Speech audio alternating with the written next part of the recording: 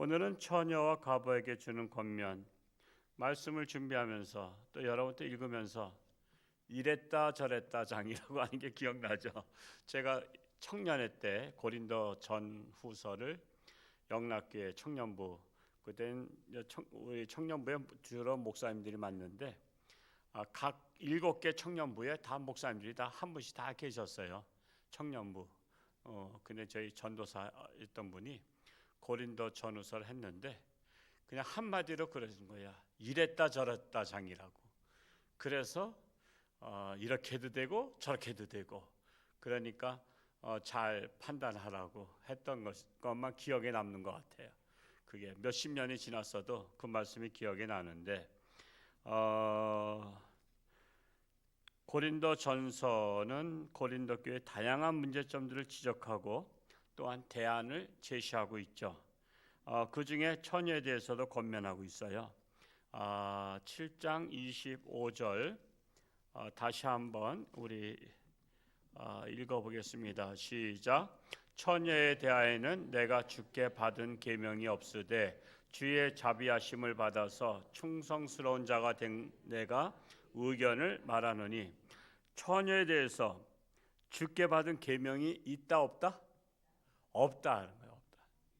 주께 받은 계명이 없다고 솔직히 고백한 거예요.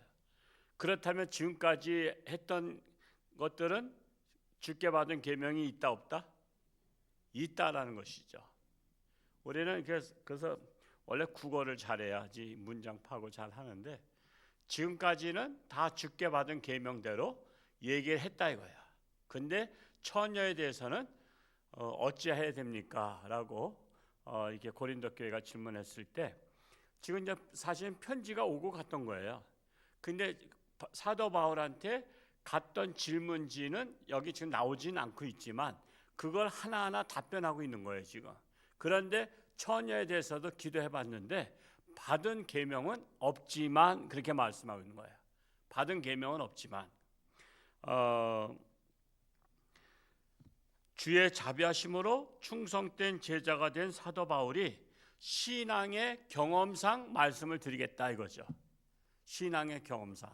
그러니까 우리 신앙의 연륜이 있는 분이 내가 주께 받은 것은 아니지만 내가 신앙의 경험으로 볼 때 이렇게 하는 것이 좋겠다라고 권면한다.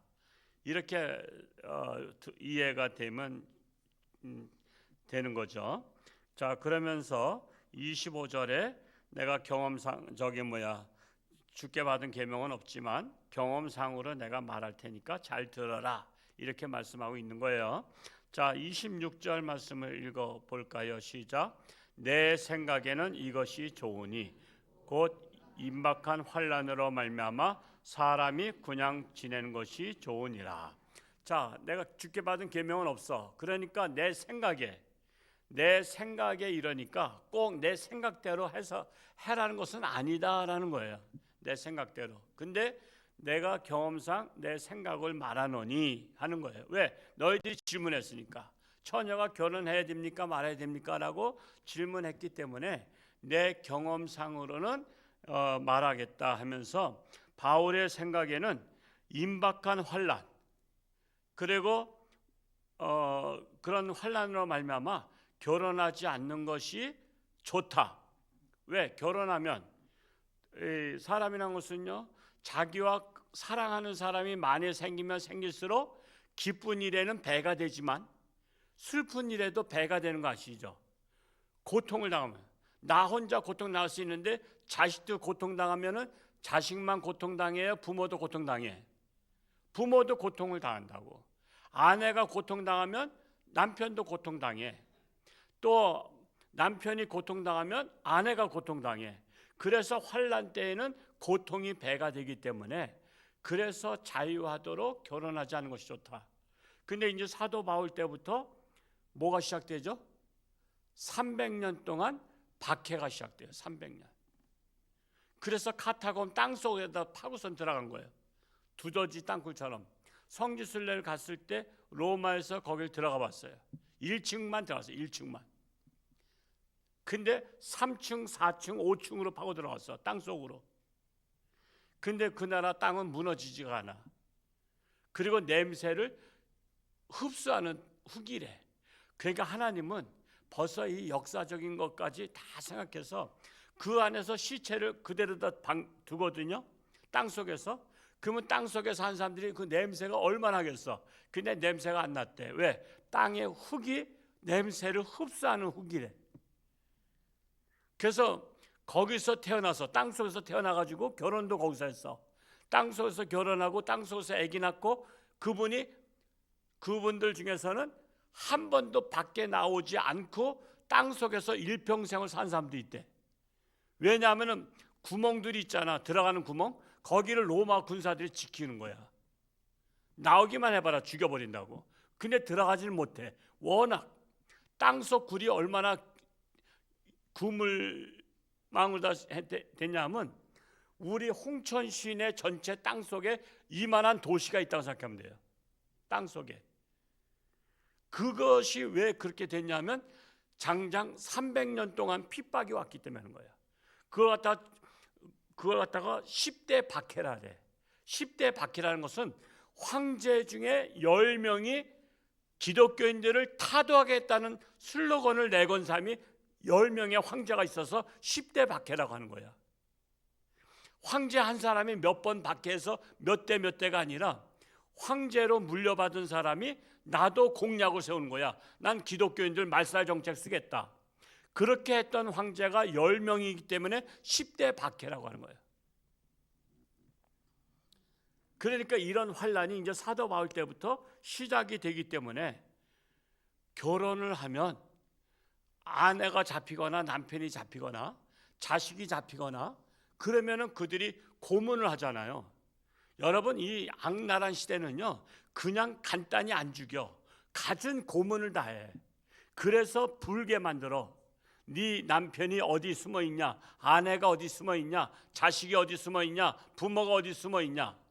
그래서 그거를 불 때까지 고문을 해. 그래서 다 잡은 다음에 죽여버려. 그러니까 그런 환란을 피하기 위해서는 차라리 결혼하지 않는 것이 좋다라고 말한 거예요. 그러니까 지금 우리 시대와 상황과 전혀 다른 시대의 상황이기 때문에 그런 거예요. 자, 처녀는 그렇다 치고 그냥 지내는 것이 좋다고 했는데 아내와 남편에게도 권면하고 있는 거예요. 이미 결혼한 사람. 그럼 우리는 결혼했는데 그럼 뭐냐? 처녀는 결혼하지 않는 게 좋다고 말하는데 그럼 우리는 이미 결혼했어요. 그러면 이혼해야 됩니까? 라고 또 이게 질문이 되는 거예요. 27절 말씀 한번 읽어볼까요? 시작. 내가 아내에게 매였느냐? 노이기를 구하지 말며 아내에게 노였느냐? 아내를 구하지 말라. 남자는 이미 결혼했으면 헤어질 생각하지 말고 아내에게서 노였느냐? 즉 노였느냐는 뭐예요? 이혼당했느냐? 믿지 않는 자와는 멍에를 매지 말라 했잖아요. 그래서 믿지 않는 자가 너무나 괴롭게 하고 핍박하니까 이혼을 했어. 그래서 이혼을 당했느냐? 그렇다면 재혼할 생각을 하지 말고 그대로 살아라. 왜? 환란의 시대가 오니까. 이렇게 말씀하고 있는 거예요. 그렇다고 해서 결혼한 것을 죄 짓는 것으로는 여기지 말라. 이미 결혼했다 그러면 죄 진 것은 아니다. 결혼한 것은 정상적인데 굳이 안 했다면 하지 말고 굳이 또 이혼 당했다면 굳이 이제 그냥 독신으로 살지 또 괜히 또 지금 또 재혼해 가지고 또 환란 속에서 고통을 가중시키지 말라. 이렇게 말씀하고 있는 거예요. 28절 또 이어서 읽어볼까요? 시작. 그러나 장가가도 죄짓는 것이 아니요 처녀가 시집가도 죄짓는 것이 아니로되 이런 이들은 육신의 고난이 있으리니 나는 너희를 아끼노라. 그러나 장가간다고 해서 죄짓는 것은 아니다. 지금 사도 바울이 생각을 했죠. 내 생각에는 결혼하지 않는 것이 좋다 말했지만은 그렇다고 장가간다고 죄짓는 것도 아니다. 또 처녀가 시집가는 것도 죄짓는 것은 아니다. 그렇지만은 육신의 고난이 오기 때문에 내가 너희를 아껴서 권면하고 있는 것이다. 이렇게 말씀하고 있는 거예요. 뭐 이랬다 저랬다인 것 같지만 잘 이해가 되시죠? 교통 정리를 지금 말씀드리고 있는 거예요. 그러니까 현재 상황에 잘 적응하라 말씀하고 있는 거예요. 이어서 29절 말씀 읽어봅니다. 시작. 형제들아 내가 이 말을 하노니 그때가 단축하여진 고로 이후부터 안에 있는 자들은 없는 자같이 하며, 안에 있는 자는 아내 때문에 신앙생활 부담스러워하지 말고 아내가 없는 것 같이 소신껏 신앙생활 하라 이거예요. 이어서 30절에서 31절은 상황에 맞게 적응하라는 거예요. 30절과 31절 말씀 읽어보겠습니다. 시작. 우는 자들은 울지 않는 자 같이 하며 기쁜 자들은 기쁘지 않은 자 같이 하며 세상 물건을 쓰는 자들은 다 쓰지 못한 자 같이 하라. 이 세상의 애영은 지나감이니라. 그래서 상황에 맞게 적응을 하라 말씀하고 있는 것입니다. 또한 32절 말씀을 또 읽어볼까요? 시작. 너희가 염려 없기를 원하노라. 장가가지 않은 자는 주를 위하여 염려하여 어찌하여야 주를 기쁘실까 하되 그랬어요. 자, 장가가지 아니한 자는 어떤 생각해요? 오직 주의 일만 염려한다는 거예요. 그 당시에 크리스찬들이 그랬어요. 장가가지 않으면 내가 주님과 결혼했다 생각하고 오직 주의 일만 헌신하는 겁니다. 그래서 어찌하여 주를 기쁘시게 할까? 그 염려만 하게 된다는 거예요.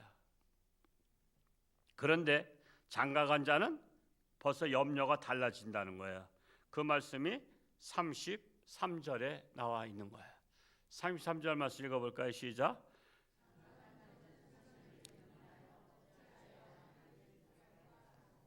장가간 자는 세상 일을 염려해서 어찌해야 아내를 기쁘시게 할까 생각하니까 주의 일에 열심히 할 수 있다는 거 없다는 거예요. 주의 일에 열심히 할 수 없다는 거예요. 그래서 결혼하기 전에 열심히 했던 자들이 결혼하고 나서는 열심히 못하는 자들이 있다는 거예요. 왜? 가정도 충실해야 되니까. 그래서 처녀 때 열심히 하던 분들이 결혼하고 나서 애 낳고 주의 일은 더 이상 할 수 없는 사람들도 많이 있고요. 남자들 같은 경우도 처자식 먹여 살리려고 염려하다 보니까 총각 때 자유롭게 열심히 하던 사람들이 이제는 집안에만 신경을 쓰다 보니까 주의 일을 못하는 경향이 있다라고 말씀하고 있는 것입니다. 이어서 34절 말씀 읽어볼까요? 시작. 마음이 갈라지며 시집가지 않은 자와 처녀는 주의 일을 염려하여 몸과 영을 다 거룩히 하려 하되 시집간 자는 세상 일을 염려하여 어찌하여 남편을 기쁘시게 할까 하느니라. 이 말씀과 같이 그렇다는 것이죠. 결혼하지 않으면 주의 일에만 염려하고 주의 일에만 헌신을 하는데 결혼하고 나면은 또 아내 역할을 또 잘 해야 되잖아요.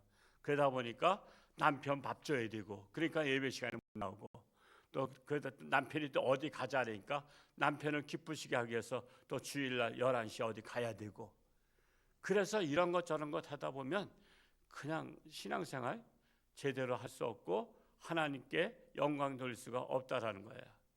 원래 결혼 남편이 안 믿거나 아내가 안 믿으면 일부러 그 시간에 어디 가자래죠. 일부러 그 시간에 가자래요. 그리고 또 어떤 사람도 협상해요.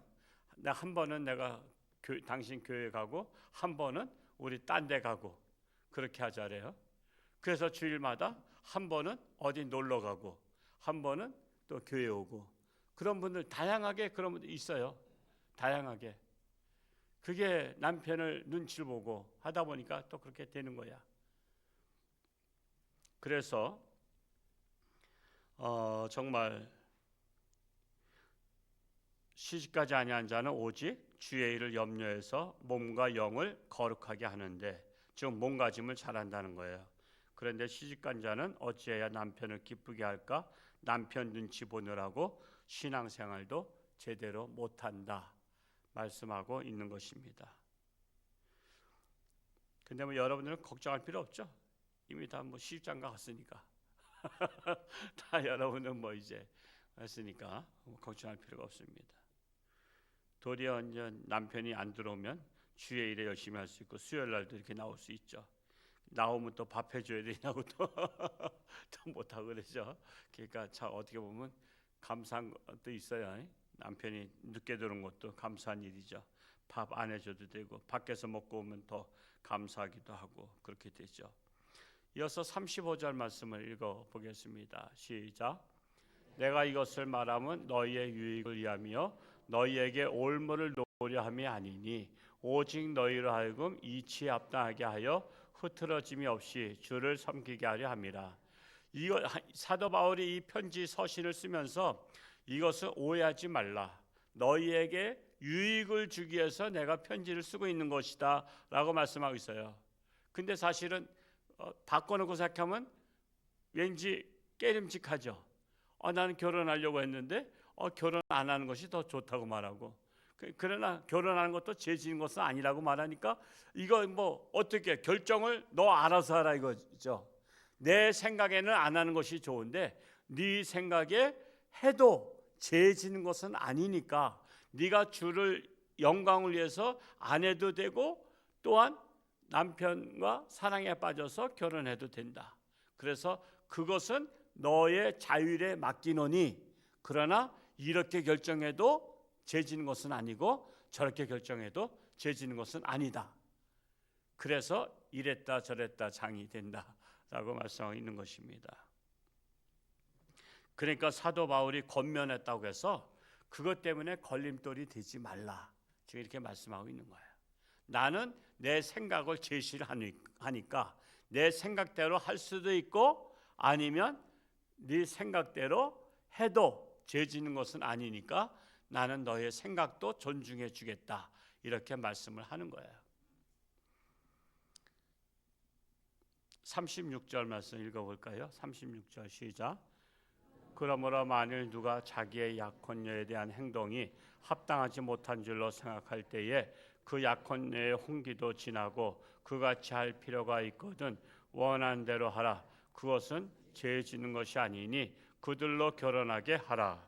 자, 약혼을 했지만 주의 일에 힘쓰기 위해서 결혼을 안 한다 할지라도 약혼을 파혼하고 안 한다 할지라도 그것도 잘하는 것이다 라고 또 말씀을 하고 있는 것입니다.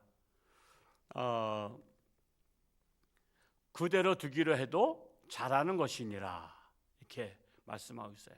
그냥 약혼했다고 해서 파혼한다고 해서 그 잘못된 것도 아니다. 약혼이라는 것은 결혼하기로 했는데 이게 내가 주의 일을 더 열심히 하기 위해서 나는 결혼을 취소하겠습니다 한다고 해서 또 죄 지는 것은 아니다. 이렇게 말씀을 하고 있는 거예요. 근데 꼭 여러분 오늘날에도요 약혼하고 나서 파기하기도 하죠. 그거는 뭐 약혼했다가 그 약속을 했다가 이거 뭐가 계약 위반, 뭐 약혼을 해놨는데 뭐가 상대방의 잘못이 막 나와 그러면은 안 해도 되잖아요. 저도 뭐 그런 것을 있었어요. 참 근데 안타깝기도 하지만 제가 한번 중매를 했었어요. 신학생 때 중매를 했었는데 뭐 그냥 양쪽을 다 해서 제가 볼 때 근데 뭐 뒷조사는 뭐 하거나 그러지 못하잖아요.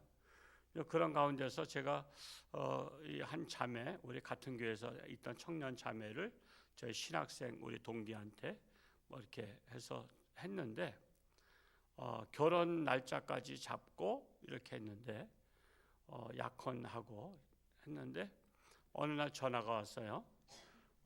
그러니까 이제 그 남편 될 사람 결혼할 남자의 과거에 그 정신병에 대한 그것을 알게 된 거야. 과거에 정신병력이 많이 있었다는 거야. 그러니까 제가 그것을 알고 중매해줬냐 그래서 저는 깜짝 놀랐죠. 그런 일이 저한테 얘기는 안 했었거든요. 그냥 얘기는 안 했었기 때문에 지금 현재 신학생으로서 괜찮기 때문에 해준 것이다. 그거 알고 해주면 욕 바가지를 먹죠. 여러분 뚜쟁이들은 거기다 막 과거 막 속이고 막 했는데 왜냐하면 커미션 먹으려고 근데 저는 그런 것도 아니고 그냥 서로 뭐 좋은 것 같아서 해줬을 뿐이다. 그래서 그게 저기 돼서 고민하고 있다 그래서 그러면 하지 마라. 근데 청첩장을 다 돌렸다는 거야. 청첩장 다 돌렸어도 지금 사정이 생겨서 그러면 이렇게 얘기하라. 사정이 생겨서 결혼을 미뤘습니다라고 일가 친척들한테 보내라. 그랬더니 그거 어떻게 보내느냐는 거야. 창피하게. 당신이 그것 때문에 깨름칙하면 나 하지 마라. 내가 중매했지만 내가 볼 때는 안 하는 게 좋겠다. 깨름칙하게 하면 안 좋겠다. 이렇게 해서 하지 말라고 그렇게 했어요. 그리고 편지를 보내서 사정 그냥 약혼을 파혼해서 결혼을 파혼해서 뭐 안 합니다라고 하면은 이상하니까 사정상 연기가 생겼다라고 신랑 측에 사정상 사정이 생겨서 결혼을 연기하기로 했으니 추후에 날짜를 알려드리겠습니다라고 하고서는 그냥 그렇게 해라. 근데 청첩장이 이미 나눠졌기 때문에 어쩔 수 없이 결혼해야 되겠다는 거야. 그럼 나 책임 못 진다 그랬어. 근데 결국 결혼했어. 결혼하고 나서 부부싸움이 시작되는데 싸울 때마다 나보러 오라 그래. 나 미치겠더라고. 남의 싸움에 그냥 맨날 가서 그냥 그 집에 가서 근데 왜 결혼했냐 그랬어요. 그러니까 게다가 결국은 이혼했어요. 이혼하고 그 우리 동기 신학생은 결국 목회 지금 안 해요. 목회 안 하고 딸 하나 낳았었는데 딸도 뭐 지금 뭐 제 딸하고 아마 비슷한 나이 될 거예요. 뭐 시집 갔다고 하는데 그냥 안타까운 거죠. 그냥 여러분 약혼했기 때문에 꼭 해야 되는 건 아니에요. 약혼했는데 상대방이나 이쪽이나 어떤 문제가 생기면 취소할 수 있는 거예요. 취소할 수 있는 거예요. 그러니까 여러분 이제 여기 오신 분들은 거의 다가 뭐 다 결혼했고 이제 자녀들 뭐 다 문제지만은 약혼했다고 해서 무조건 과거에 뭐가 있어서 그럼에도 불구하고 체면 때문에 밀어붙여서는 하지 말라 이거예요. 우리 김영 형제도 잘 알아듣고 결혼하지 않았으니까 누구나 약혼했는데 나의 뭐가 안 맞아 그러면 그건 취소해도 된다라는 거예요. 결혼하고 이혼하는 것하고 결혼하기 전에 약혼한 것하고는 달라요. 결혼하기로 약속한 거지만 사정이 생겨서 못할 수도 있다. 취소할 수도 있다라는 거예요. 그래서 제가 참 중매해주고 그렇다고 해서 뭐 저한테 선물 한 조각도 안 했어. 선물도 안 했지만은 제가 그냥 맨날 부부싸움하면 불려만 다녔어. 그래서 할 수 있으면 중매를 안 하는 게 전 좋다. 난 목사로서 중매를 안 하는 게 중매 은사는 없는 것 같아.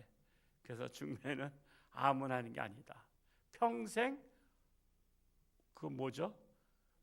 원망 들어. 평생 원망 들어. 그래서 하여튼 그들이 나를 평생 원망할지 모르겠지만 하여튼 평생 원망할 수가 있다라는 사실입니다. 그래서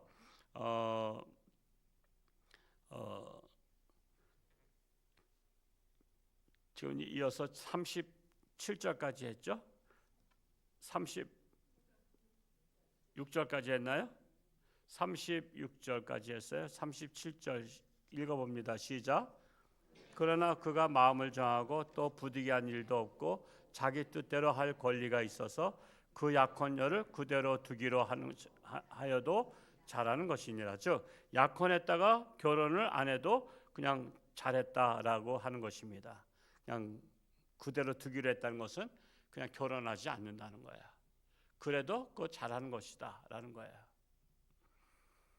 아마 사도 바울이 주께 받은 말씀이 아니다 보니까 자기 생각대로 이렇게 소신껏은 말했지만은 이것도 맞는 것 같고 저것도 맞는 것 같고 해서 이랬다 저랬다 한 것 같기도 해요. 38절 말씀 읽어볼까요? 시작. 그러므로 결혼한 자도 잘하거니와 결혼하지 아니한 자는 더 잘하는 것이니라. 결혼하지 않는 자는 더 잘하는 것이니라. 그래서 오늘 이 말씀 때문에 청년들이 결혼 안 하잖아. 요즘에 청년들이 아주 그냥 독신자가 많아. 독신남, 독신여가 많아. 결혼 안 하는 것도 결혼하는 것도 잘하거니와 결혼하지 아니하는 자는 더 잘하는 것이니라 그랬어요. 39절 말씀 읽어볼까요? 시작. 매여 있다가 남편이 죽으면 자유로워 자기 뜻대로 시집갈 것이나 주 안에서만 할 것이니라. 죽은 이후의 말씀도 나왔어요. 죽은 이후 아내는 그 남편이 살아있는 동안에는 매여 있는 거야. 근데 죽고 나서는 남편이 죽으면 뭐야? 해방된 거야. 자유로운 거야. 그래서 시집가도 돼. 시집가도 되는데 뭐 안에서만 하라? 주 안에서 같은 믿음의 사람하고 하라는 거예요. 같은 믿음의 사람. 아유, 안 믿는데 돈 많이 번대. 그건 세상으로 빠지는 거지. 그것 때문에 주님을 잃어버린다는 거지. 그래서 하여튼 남편이 죽고 다시 재혼을 할 수도 있지만 할 수 있으면 혼자 사는 게 좋은데 할 수밖에 없다. 나는 하지 않으면 자꾸만 나 시험 들겠다. 그러면은 하라 이거야. 하긴 하되 주 안에서 믿음 안에서 같은 신앙을 가진 사람과 하라. 이렇게 말씀하고 있는 거예요. 40절 읽고 마치겠어요. 40절 시작.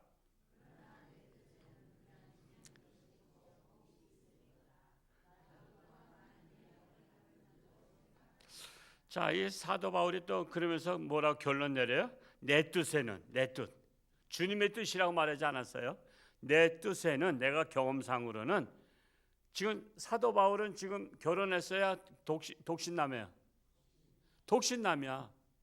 그러니까는 내가 독신남이기 때문에 내가 자유롭게 이 나라 저 나라 처자식 먹여 살릴 걱정 안 해도 돼. 그냥 선교만 할 수 있는 거야. 그런 상황에서 자기가 지금 말하는 거야.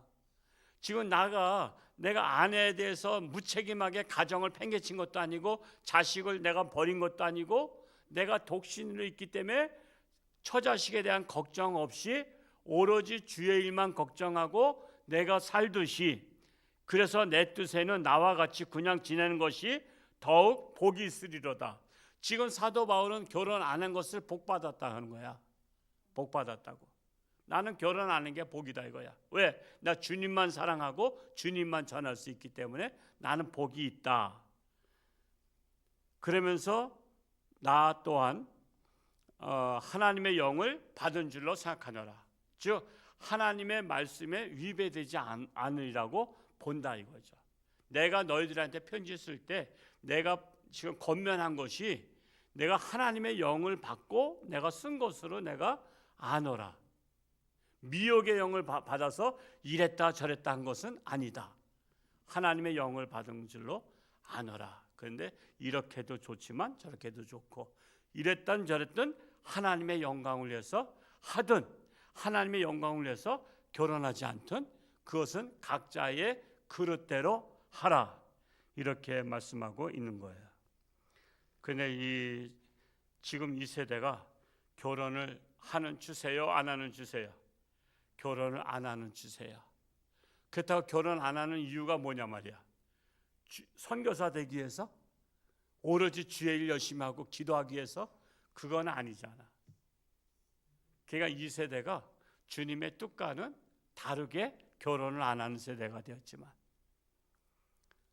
이때만 해도 결혼 안 할 때에는 내가 주의 일을 정말 충성하기 위해서 결혼을 안 해도 됐다 말씀하고 있는 거예요. 그러니까 결혼을 하든지 안 하든지 어떻게 하라? 하나님의 영광을 위해서 결혼을 하든지 안 하든지 하라. 그것은 스스로가 결정하고 스스로 판단하고 스스로 책임져라. 이렇게 말씀하고 있는 거예요. 가장 이 고린도전서 중에서 헛갈리는 메시지예요. 근데 제가 또 이렇게 설교하니까 헛갈리지 않죠? 그냥 읽으면 굉장히 헛갈리는 말씀인데 또 제가 또 헛갈리지 않는 은사를 제가 받았기 때문에 아마 잘 이해가 될 거예요. 그러니까 이랬다 저랬다 장이지만 잘 판단해서 여러분 자녀들한테도 권면하라 이겁니다. 기도하겠습니다. 할렐루야. 고맙고 감사하신 아버지 하나님, 참으로 우리 홍천주안교회가 하나님의 말씀으로 바로 서며 말씀대로 결혼하고 말씀대로 결혼하지 않고 이랬든 저랬든 하나님의 영광을 위해서 각자 은사대로 쓰임바 되기를 간절히 소원합니다. 옛사랑 초청잔치를 선포하고 우리가 이제 선교회별로 이제 마음을 모아서 전도하려고 합니다. 각 선교회가 이 사명을 잘 감당케 하사 참으로 보람 있는 선교회가 되기를 간절히 소원합니다.